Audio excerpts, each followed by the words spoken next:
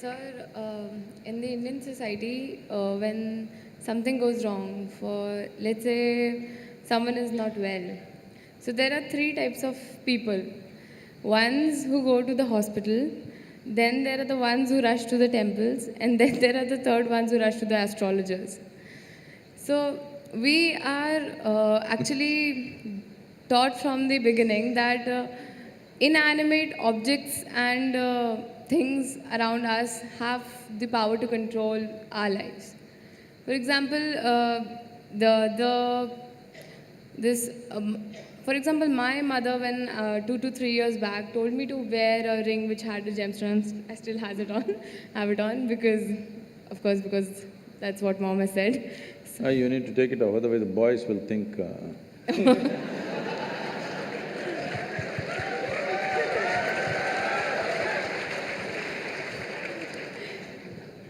But good luck, you keep it in the pocket. If it's on your finger, they will think you're… So that's another issue to it, but I really do not understand, like how can an inanimate object control so much going on in my life or in anybody else's, or can it really do that, rather? See, human life is made in such a way, particularly human life. For all the animals, nature has fixed clear-cut path, what they can do, what they cannot do. Their lives happen between two lines. They cannot go below that, they cannot go above that. Within that they live. That's why they look so sure and certain, and they're peaceful. Once their stomach is full, they're all peaceful. Do you see this? Hello? Are you on talking terms with me or no one? Do you see all the animals, once their stomach is full, they are peaceful. But human beings are thinking, or they're being taught that peace is the ultimate goal of life. A buffalo, full stomach, he sits peacefully. And for you, that is the ultimate goal, what a shame. What a buffalo can do with a stomach full of grass or whatever else he eats, you have to hold it as the ultimate goal. Is it not a shame, I'm asking you? But this is being taught like this, peace is the ultimate goal of your life. But coming to more fundamentals, if you're not peaceful today, can you enjoy your dinner today? No. Can you just enjoy walking down the street? Can you enjoy the company of a few people around you? No. If not ecstatic, at least you must be peaceful to enjoy anything in your life. So I'm asking, should it be the first step in your life or the last step in your life? Such people will only rest in peace. Now, do other things have influence on us, particularly inanimate objects? The gems and the diamonds and things like that, and also the planets.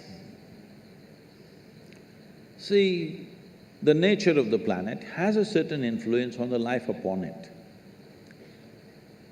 You will see on full moon days and new moon days, many animals behave in certain specific ways, simply because they're influenced by it. You know the whole ocean is rising. When ocean, which is millions and millions of tons of water, is able to rise, when 72% of your body is water, you think it won't rise at all? It does. So, I don't know if you're conscious of it, but in India, most people are, not only in India, in anywhere, wherever there are mental asylums and things, they are conscious of it. On full moon days and new moon days, people get exaggerated levels of disturbance in their minds. So people think new moon and full moon will cause madness. No, that's not the truth. If you're very loving, full moon day you will become more loving. If you're very joyful, on a full moon day you will become more joyful. If you're little crazy, you'll get little more crazy. Whatever is your quality gets little hyped on that day. So those who are romantic, they want full moon day. Those who want to meditate, they want full moon day. Those who are little mad, they don't want full moon day. Essentially, it's hyping things up a little bit. Of course, today there is another kind of textbook science which is going on, which doesn't observe anything except what happens in the laboratory. These people are going on saying, this is all rubbish, this, that. No, if you pay attention to your own body, you will know, without looking up, without looking at the calendar, you will know when is full moon day, when is new moon day, by yourself, simply if you pay sufficient attention to your own system, because it's visible in your system. Certain behavior is there. But with a human being, the problem is, or people seeing it a problem, any possibility, if you do not explore that possibility, in your eyes, it looks like a problem. What is a problem is always a possibility, isn't it? You don't like it? No, if you're not willing to say yes, no, something, you can at least say, What is a problem is always a possibility or no? Yes. What is a possibility? If you do not explore it, if you do not realize what is the possibility, it seems like a problem to you. So, do inanimate things have impact on you? Yes, if you allow it, because this is the human predicament that who you are is not determined by nature, it is left open for you. Left open for you means you are the only creature on this planet who's been given the freedom to shape your own life. Is it a small thing? This is a product of millions of years of evolution that today, after all these creatures from a single-celled animal, after these millions of forms, here we are sitting, this is the only creature which can shape its own life the way it wants. Every other creature has to live by the laws of nature. We can shape our own lives. It is this freedom that human beings are suffering. If you're suffering your bondage, it's all right. If you're suffering your freedom, you're a disaster, isn't it?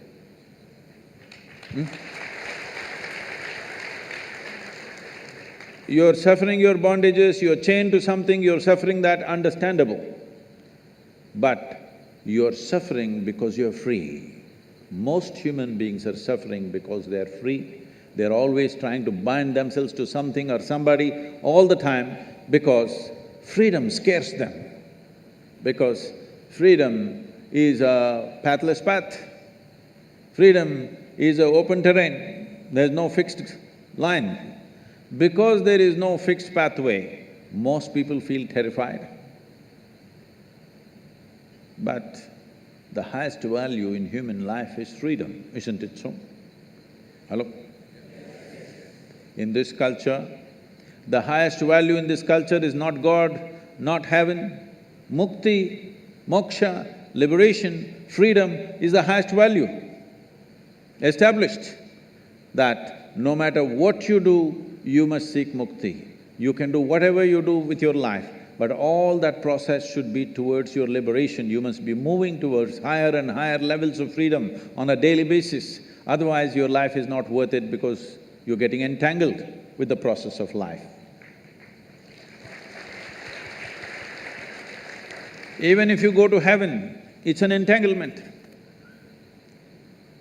See, I'm sure before you joined IIT, you're still keeping Bombay, right? I see. Before you joined IIT, when you have written your whatever entrance tests and stuff, only thing is somehow I want to get in, because it's like heaven, entering heaven. No matter what, I want to get in, that's the only thing I want. After you get in, see how many problems.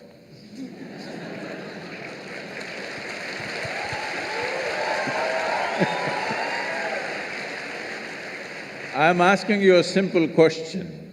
Being on this planet, do you have any proof that you are not already in heaven and making a mess out of it? Huh? Do you have any proof? Suppose you took off from this solar system and looked down at this solar system, whatever these 12, 14 planets and satellites and works, does planet Earth definitely look like a heavenly body among all these? Yes or no? So you're already on heaven and making a mess out of it, and now you want to go to another heaven. Yes, like he wants to go to Canada.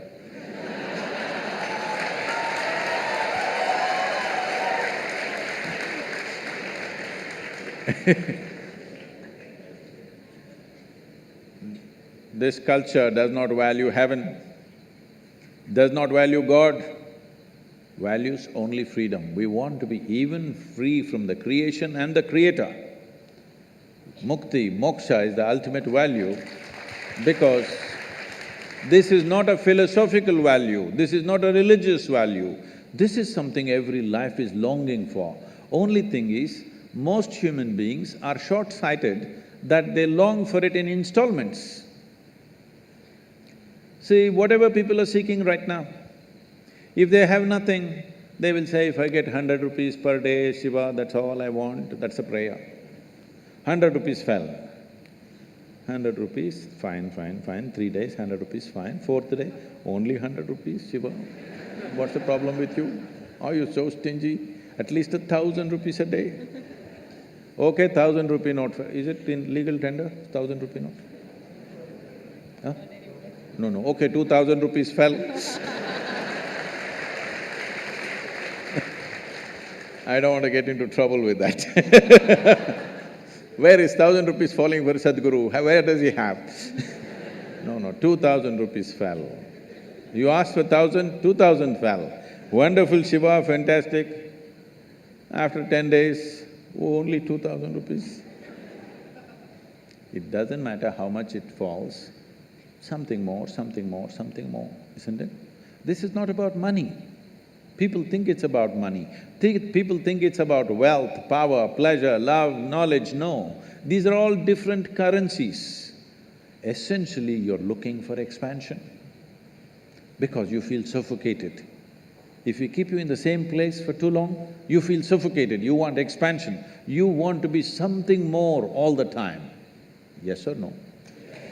Always something more. If I make you the king of this planet, not just Canada, if I make you the king of this planet, will you settle with fulfillment?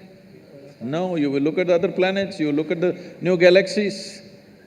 So there is something within a human being which wants to expand limitlessly. That means it wants to be free, nothing else. Looking at this carefully, observing the nature of the life within, that it wants to expand in a limitless way, the only thing it is longing for is to become boundless. That means it's seeking freedom. That is why in this culture we established the highest value is mukti or moksha, which means liberation or freedom, not heaven, because heaven is just another place. Maybe little better accommodations, but same trouble after some time, isn't it?